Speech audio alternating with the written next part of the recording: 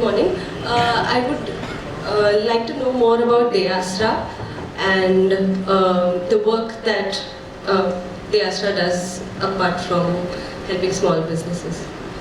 Yeah, so we are going to talk about that. So as I mentioned, as you are starting to build your applications and build products for these kinds of open source markets, the most important thing is to understand who your customer is.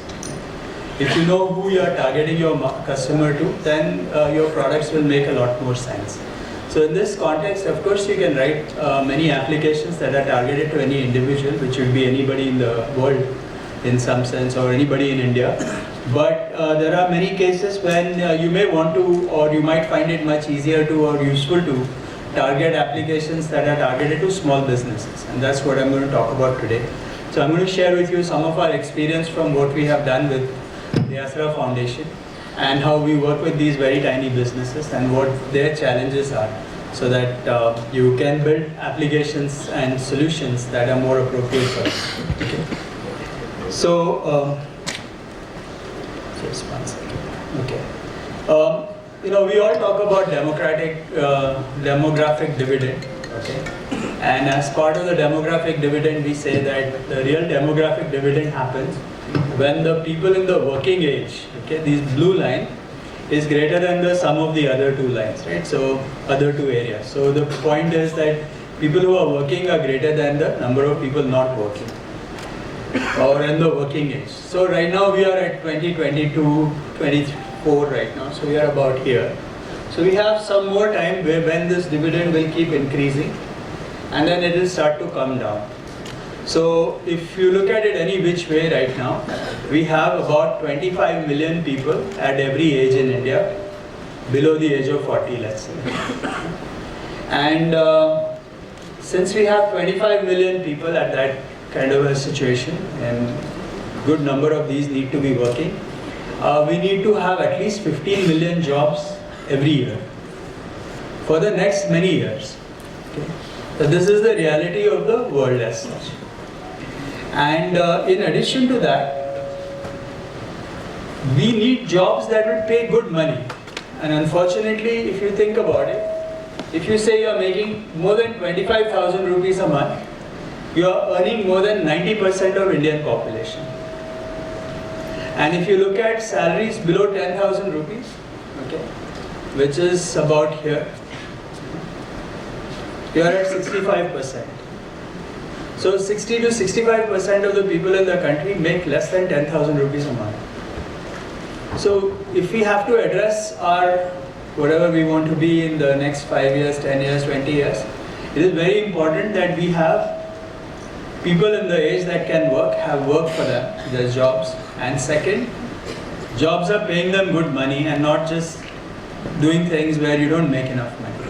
So we at Deyasra are focused on this particular thing, that we want to help people become self-employed and otherwise, because we think jobs is really the most important problem for us in India. Now another observation that you will observe is that 98% of Indian businesses and 70% of Indian jobs actually happen with MSMEs, meaning very, very small businesses. So it's not that the large companies are creating jobs, most of the jobs are happening in the small businesses. And not just that, of those 98% small businesses called SMEs, SMEs by government definition are all the way up to 250 crores.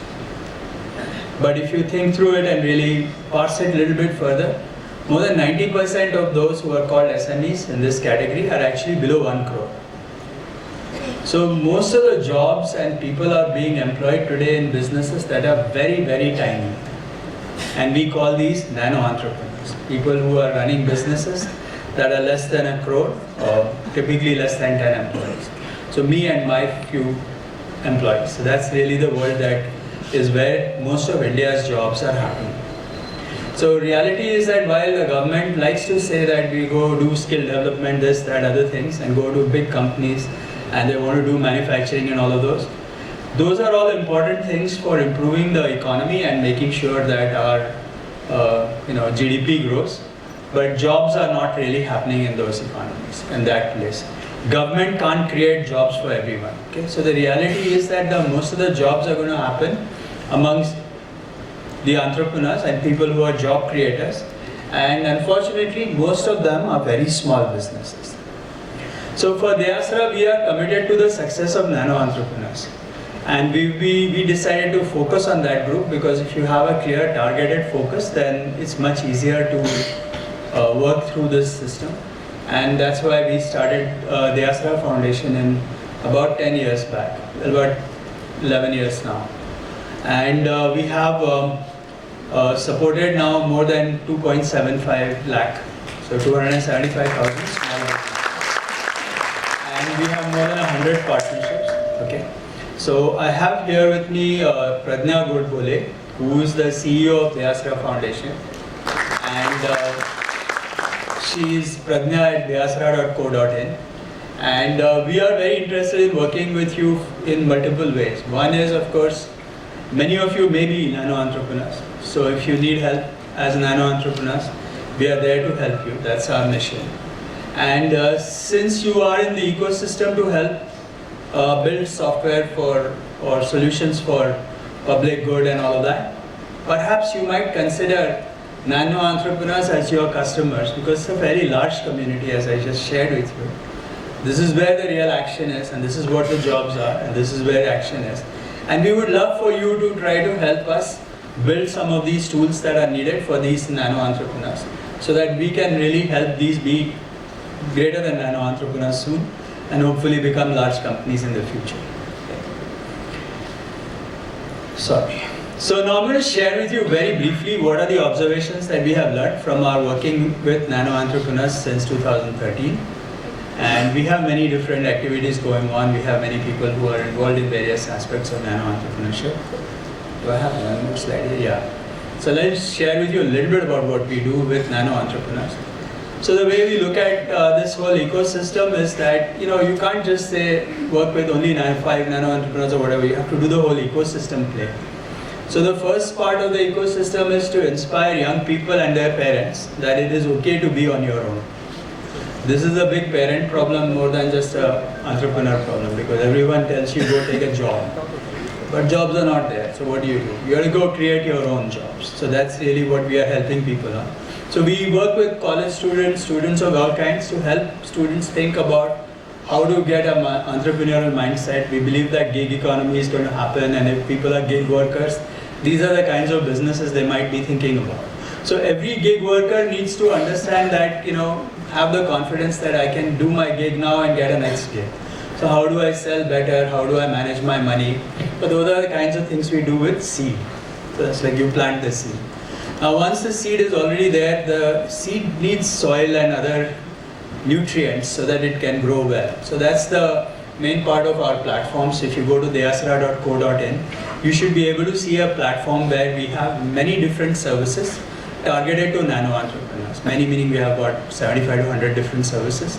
For each service, we have a whole bunch of detailed information. So if you are a photographer and you want to get online, then what do you need to do? Or if you want to do a legal agreement, a contract for partnership, so all kinds of things like that, we have them available for you. And most of them are freely available. And the other thing we are doing, and I'll explain a little bit about Udyog Market Connect, Miravas and other things. And then the point is that if we have 275,000 that we have touched and all that, but the market is so large that we need the government and other people to do policy interventions, create the right kinds of rules and all that. So we have funded a center for nano entrepreneurship at the Gokhale Institute for Politics and Economics in Pune. And they write papers and they tell people what to do. So they tell people about nano entrepreneurship that we help them do. We also run a very interesting and nice magazine called Yashasvi Udyojak. So I'd highly encourage you to go to yashasviudyojak.com, download, get online, start subscribing to it. We have a WhatsApp feed and many other ways of how you can get to it. We have been doing this for now almost 10 years. So we have very good content about very tiny entrepreneurs, what you might need or what you might go through. And I would really be happy to profile any of you smaller businesses as part of the Yashasvi Udyojak, because the idea here is that if you are a nano entrepreneur, just watching what Musk does or Gates does or whatever, Zuckerberg, or pick anyone, That's all good, inspiring, but it does not relate to people who are in that community. So if we can bring people who share stories about people in their own community, then that's far more powerful. So that's really what we are doing there. And I would love to have your stories. If you want to write advice columns or whatever else, we have a very nice platform. Take a look at it. We do get good number of people coming there. Now I'm going to share with you some observations of what we find. So these nano entrepreneurs, it is very hard for them. You might say, yeah, there are like businesses all over. They are not necessarily the standard startup equity funding valuation game. These are businesses like the food counters, the beauty salons, the photographers, and there are like hundreds of them, thousands of them all around. And they are all struggling for various kinds of things. Okay, so these are the things that we have observed that they are missing. One is they are missing access to markets. So I have a product, I've built some donchi, papad, whatever, and I want to sell it. How do I get it to market? So that's a big challenge they have. They need access to credit. So if I need to borrow money and all that, and I know some of the work that is happening in Account Aggregator and others, is a way to help that to happen. To how do I give credit on the basis of my transactions and various other things. And then we don't make it easy for people to do the compliance. So if you have to do GST, then you have to file returns every so often, Shop Act, this, that, state government, city governments, a lot of paperwork has to be done. And these companies really struggle on that. And then while it might seem that everyone is on online and is watching some video all the time, unfortunately when it comes to doing business online, they are all not all very well organized. And there may be many reasons for that, and that may be something we can talk about. So all of these people need information, skills, tools, guidance, services, and that's what we provide at Deyasra.in. Okay. So that's the first observation, that if you are looking to do some nice products or solutions, if you're looking for what problems these small businesses are looking for you to solve, these are the 4 to think about. So if you can make it easier for people to go access markets, get access to credits, access to compliance, or help them in the digital ecosystem, there is opportunity here. The next thing I want to share with you is that, as I said, there are all these issues in terms of how they still struggle with nano entrepreneurs. It's not that they don't have digital literacy. Everyone has smartphones now, so I think that's not the problem in this community. But there is a very high trust deficit amongst these kinds of businesses. So these businesses don't trust anything online. They feel that something could happen. When people collect information, they're all very worried. And again, the online processes to get going, like if you want to put a FSSI certificate or this or that, it's not that straightforward. Everywhere you have to file a new form, and it's just too complicated. So there is need for in-person hand-holding, and how do you make it work is a bit tricky thing, and that comes back to this other point, which is that thanks to UPI, everything, any of these things is supposed to be free now. So anything you do, if it's not free, then we'll say we'll wait for it to be free before we use it, right? So this is the way it is. And they expect immediate and guaranteed returns on anything that they do. So if I put something on ONDC, then next week I should see big number of orders, and that's not happening. So this is really some of the challenges that you will observe. Now we ran a program recently, okay, and I'm going to let Pradnya answer questions in case you have them, but we have been partnering with various places. Our intention is to get nano entrepreneurs to be digitally on the digital platform. So we partner with all kinds of people, including ONDC now. And for the last, and also we've been doing work with the account aggregators and Sahamati and all of those places as well. So the idea is that, okay, how do we get these businesses to get online? So our normal policy or process of how we do this is that we first find, run a program with a control group of 25 to 30 to 100 companies. Work with them, see what they need, and as they figure out exactly how that whole thing works, then we will try to automate the process or template it in such a way that then more and more people can come and use the template and have it freely available to them. That's really how we do this. So we ran this, and we have this currently going on ONDC right now to help small and nano businesses come online on ONDC. So I'm going to share with you what our team has found so far. So one is that they all want free service. Nobody wants to pay money. They hesitate to pay even small commissions. Now one could ask a good question that, so if they are not paying ONDC, where are they paying? Are they going to something else and paying it? Are they willing to pay Amazon or whatever else? Unfortunately, these very tiny businesses actually don't have Amazon and other things also figured out. So they are really, it's very ad hoc in a sense. It's all WhatsApp actually. Their businesses are not tech enabled, so if you had to say that, okay, show me invoices, show me this, show me that, show me catalogs, they don't have it yet. Meaning that's another opportunity for you all. They don't have all the tech that is be useful for getting these things to happen. They have requirements for financial products, but again, they are not available for these people that easily. So their requirements are very different. They are very small businesses. They don't need long-term loans. They may need daily loans. They might need some other ways to go about it. Their accounts are typically with cooperative banks, and cooperative banks are not enabled as part of some of these things. So there are a lot of these gaps that make it very difficult for these nano entrepreneurs to be successful. Most of them are below 20 lakhs or run several units that are below 20 lakhs, so they make sure that they are not in the GST ambit. And so for whatever reason, if you don't have GST, then you cannot be part of ONDC. So it's a lot of these small things that are gates right now that make it very hard for a large number of very tiny businesses to succeed and be online with ONDC. And we'll be happy to, if someone of you have ideas on how to help or try out. So if you say you have a product or a solution that you think can be applied or worked with these very tiny entrepreneurs, then through Deyasra we have a platform of many tiny entrepreneurs who would be willing to try things out if you're willing to handhold them. But don't expect them to give you a lot of money, or most of them are expecting free service, and if you're willing to handhold and try it out, then running a control group may be easier. Try it out with a small number of people, you learn what works and what doesn't, and then you can try to see how to scale it.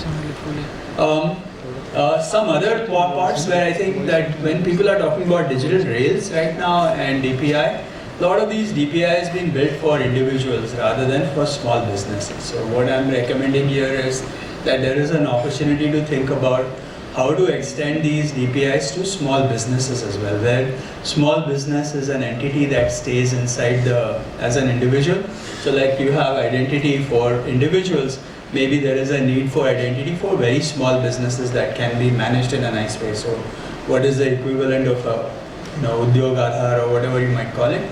Government has tried out different kinds of things in the past, but none of them have really worked. There is this Udyam registration and many other things. So people go register on Udyam portal, but then what do I get for it? So people get very worried that government is just collecting information and they're going to send me notices and all of that stuff. So in general, most people in the world don't trust the government, but this group trusts the government even less than most people trust governments. Okay, so this is unfortunately the way it works. So it would be nice to think about how to get this kind of data about businesses, what kind of things they need, how do we put it all together so that they can, if you're looking for businesses of a certain kind, then it's very hard for the government to also find that. So this was a big problem during COVID, for example. So during COVID, government was able to give grants or some form or the other for people below poverty, this, that. There was some money that could be distributed. There was a lot of discussion about how you could distribute this money to the industries. Can you give some money as loans or anything else to very tiny businesses? And there was no nice database of who these tiny businesses are and where do they exist. So nothing could really be done. So there is a whole gap in many of these things. There are not appropriate processes and products. So our team has lots of ideas on what are the gaps in the ecosystem in some sense. And I'm sure we'd be happy to share that with you. Perhaps the next conference we can also give you a few problems for your hackathon. But in general, we have a very good handle on what the small and nano businesses need and what they don't have. Now I'm telling you that they need a lot of things, and they all need everything free, so how do you make it work and why should you do it? The only thing I would say is that the market is humongous. It's like there is a large number of very small and nano entrepreneurs. So if you're thinking about them and you're willing to play the long game, then yes, there is an opportunity here because the market is very large and there may be other ways to monetize it. But in general, trying to collect money off transactions is pretty hard. Alright, so this was my last slide. I'm happy to take any questions that you might have, and I will take the questions and Pradnya will give the answers.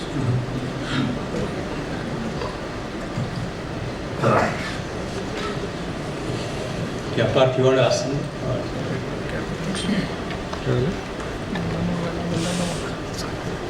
Good morning, sir. How we can organize our agriculture sector in India with this initiative?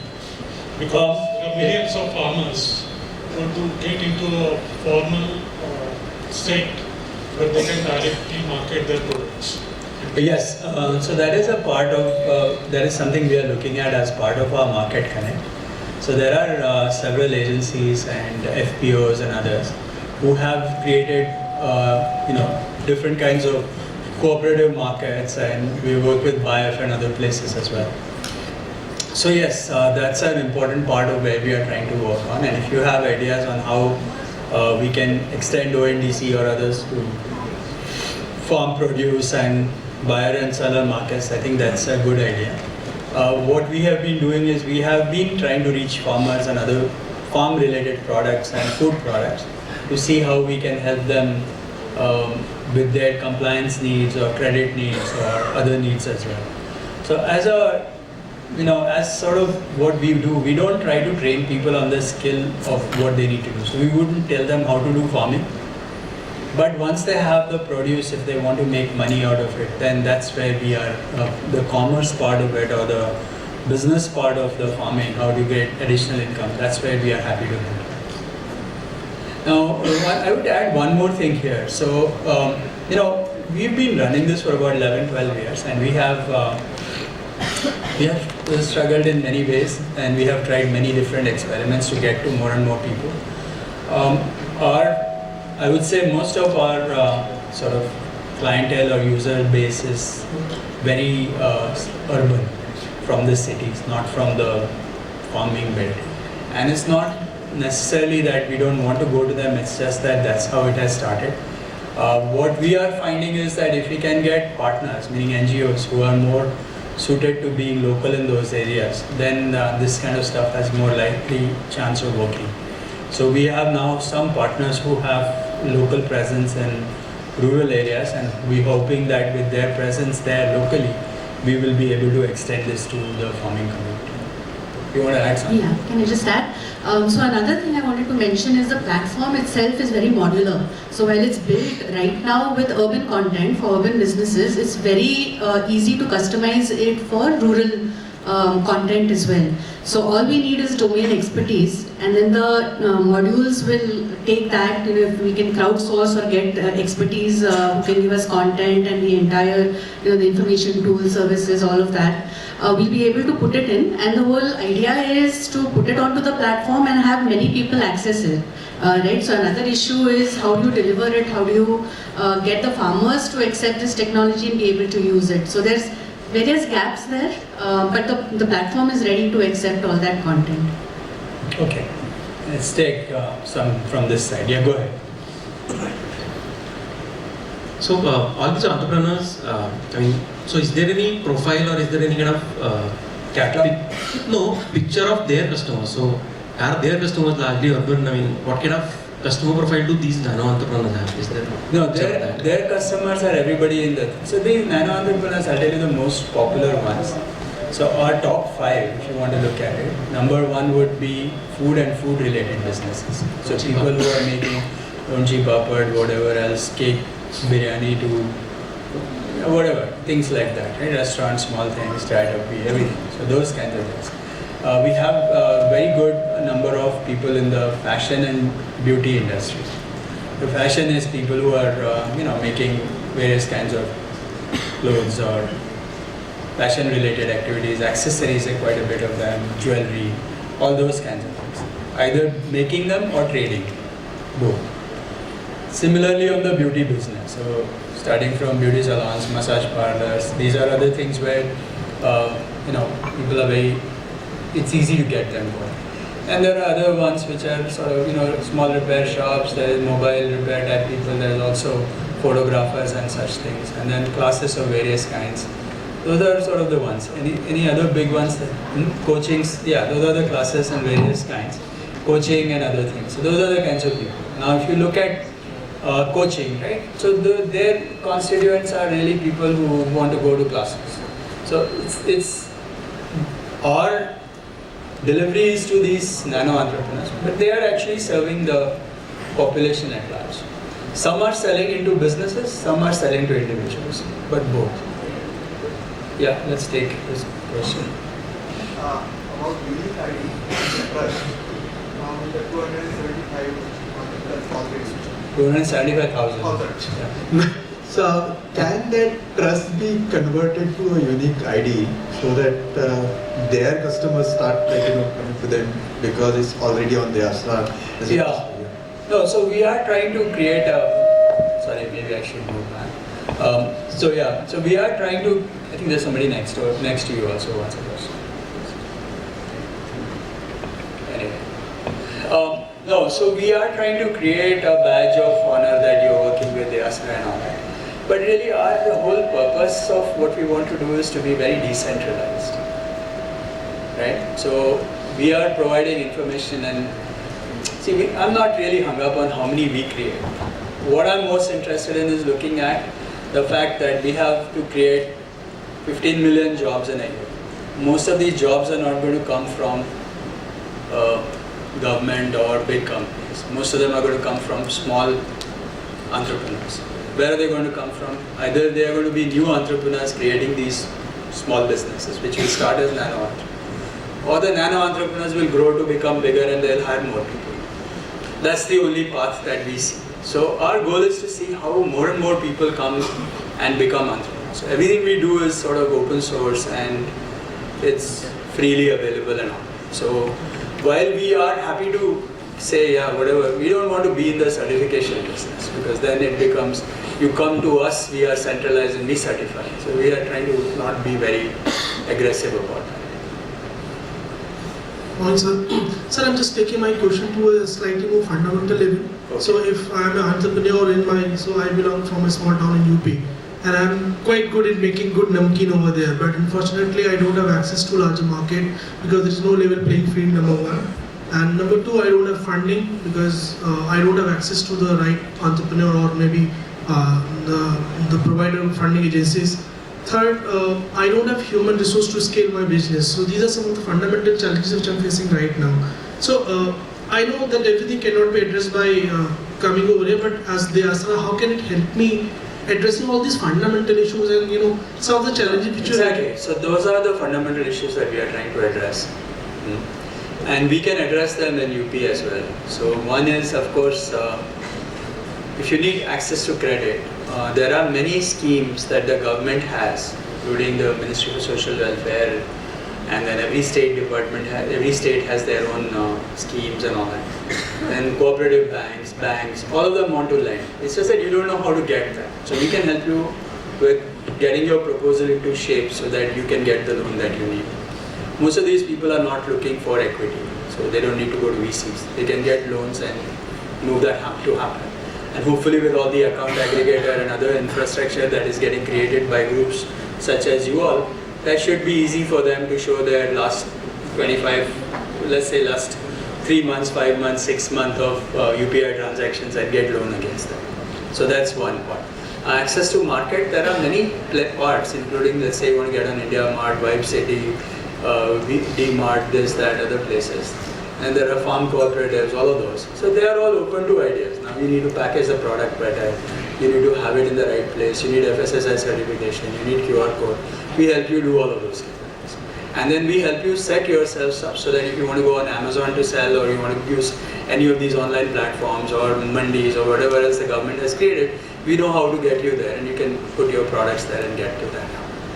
So there are such things that we are doing as part of it. Now I must also call out that, okay, how do I reach all these places in UP and otherwise? So we don't really have people all over, that's not the intention. But we have partners. So we are right now working, for example, very closely with the Swavlambi Bharat Abhiyan. So they have something, and you can go look it up. It's called MySBA, and mysba.com is a pretty nice portal. They have created 7,000 centers all across India around what they call Udyamita Kendra. And they are saying Udyamita Evam Swayam Rozgar is their main theme. So they have volunteers all across. So we help them. So if we were to find out that there is somebody in UP in the city, we might be able to find them SBA Kendra right next to, or in their village or in their district, and they can go meet them. And we will be able to provide them all the same information that we provide here. You want to add to this? Yeah, I just wanted to say that what we've done is really created playbooks for all of the things that Anand mentioned. So these are the playbooks that we then help the last mile partner or the SBA, for example, facilitators, and we handhold the partner to implement the playbook locally. So our job is really to understand the issues, create the playbooks, create the training material, and do the program management handholding. But it's impossible for us to reach everywhere. So we depend upon network. When you say we stop, we stop. No, yeah, we're good on time, so Okay. as long as we can get some more questions, we'll be wonderful. We'll take this side now. We'll flip. I'll come to you. So, Yes, ma'am. Wait a minute. Lady first. Thank you. So could you shed some light on the one district, one product policy and how it's working out for UP, Maharashtra? There are supposed to be incubation centers. But See, we don't have an opinion on that. I don't know if you have one. But our thing is that, yeah, sure, government will do one product, one city, all that stuff they can do. But at the end of it, the entrepreneur needs to get themselves to a point where they need to have their own processes right, their own systems, and then they need to sell in the market. So that's where we can help them. so for new and upcoming entrepreneurs who are interested, are there resources based on this policy, or for new entrepreneurs, does DeAstra help come Yeah. up with a So business? as I said, we are working with new entrepreneurs in a big way. Most of the people who want to start, say somebody wants to start a bakery, where do they go? They come to us. We tell them with many things that they need to do to get themselves started. So yeah, we work with the new entrepreneurs. It's just to say that we are not necessarily working with the... See, there's a group of people who are in this Startup India business who are trying to raise equity funding and become unicorns. So those I don't have much to offer right now.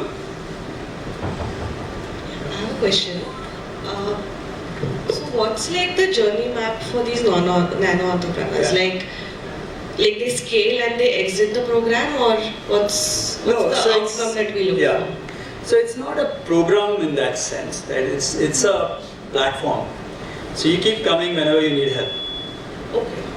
And we have help for people at various levels. Even if you are a little larger company, you might need things that we have. And we have a journey map. So we have, if you go on the website, you will see an entrepreneur journey map. So that says that if you're starting a business, these are things you need to do. If you're looking at compliance, these are the kinds of things you might need. If you're looking for compliance of certain kinds for food-related businesses, then you need these additional compliances. So there's a map. You can download the map and see the map and see where you are and what you don't have. So there's no timeline for the association. It can go like it No, can be many- lifelong. Yeah, yeah, to eternity, beyond your lifetime. Somebody else had one question, we'll take that. and then Yes, that part. I have a question regarding DPI, DPG infrastructure in Yeah. two parts. So first part is the data analytics. There is a huge amount of data being collected in every platform. Yeah. So I don't know whether those data insights to have a predictive analysis or some kind of analysis being done at a larger scale being applied. So your views on that. I'm talking about not about this venture, but the complete wherever the DPI, DPG is existing and wherever the data is being collected. That is part one. Part two is, in the past we had some instances of some news coming that Aadhaar data being leaked or some data being going to some wrong hands. So your views on having a common regulatory framework for the data security of this complete data being collected. Your views on that. Is there any need to have that common framework? If yes, how we can go about it?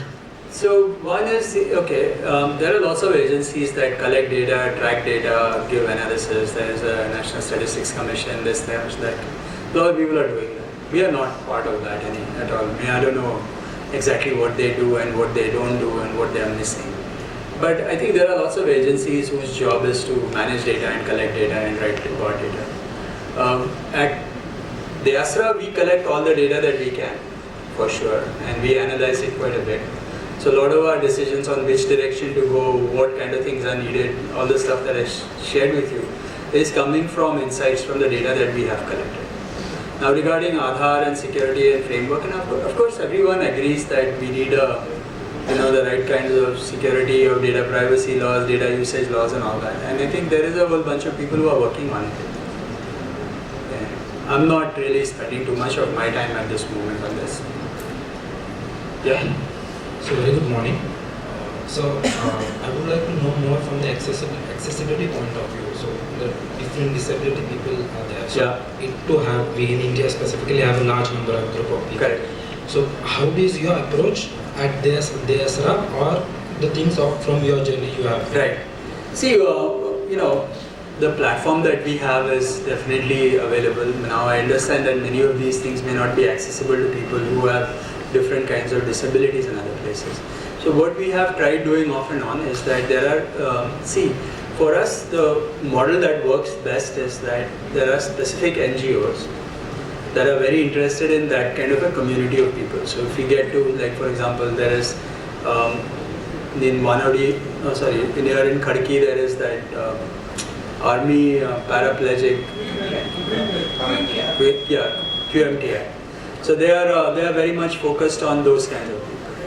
So they have in their network, their job is to make sure that these people get work to do and all that, and they have welfare and all that stuff.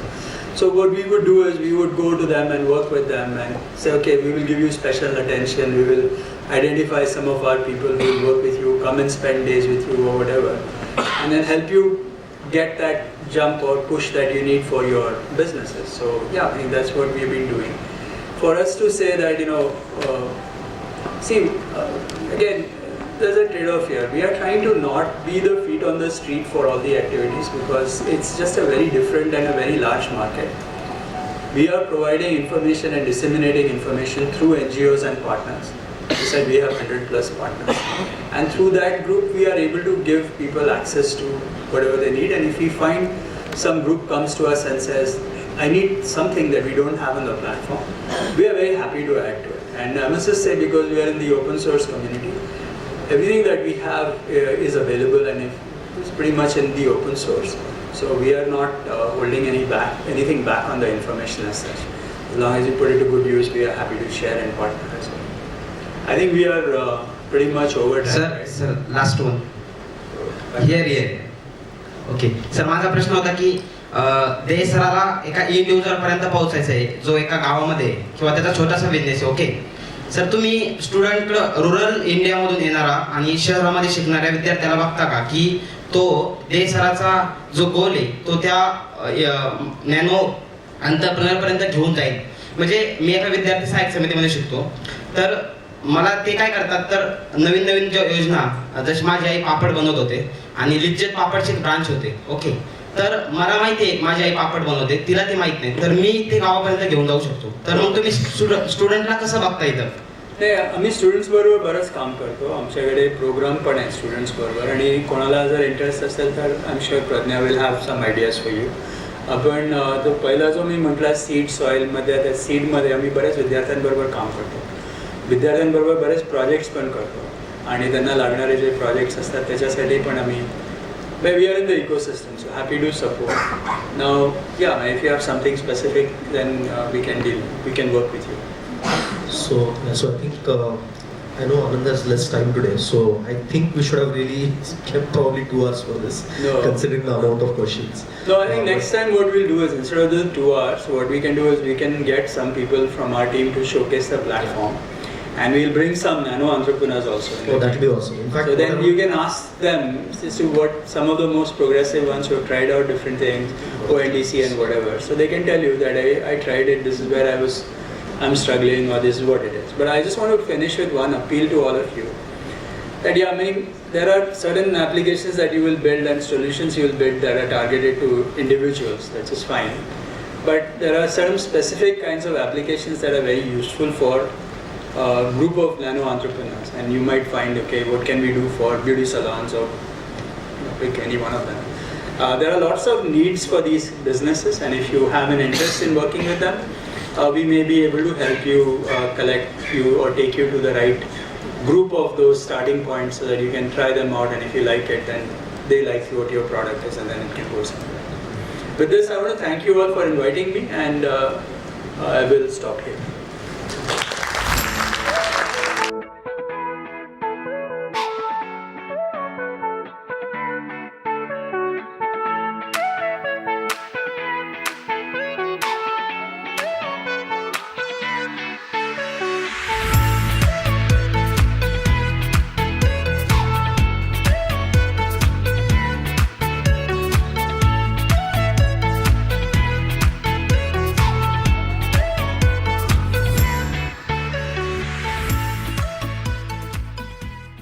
So that was really fantastic. I think I was just telling Anand that I wish we did this yesterday, because some of these inputs, I think we've been talking at BPI from top down from yesterday, right? I think what Anand brought in today was really bottoms up approach. What is happening at the grassroots, why these guys can't get access. I know there were a lot of questions unanswered. On this stage, I'd like to commit to Anand and Pradnya that what we can do is I would love to do a focused hackathon with this group as a follow-up. I think that would be amazing. Let's make it happen. Thank you so much.